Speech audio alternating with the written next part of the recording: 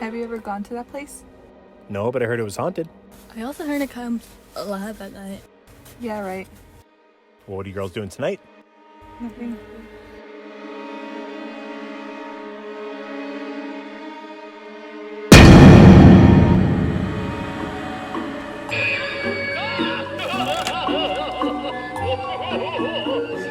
This isn't so bad. Yeah. Oh wait, what's that? Where? Very funny.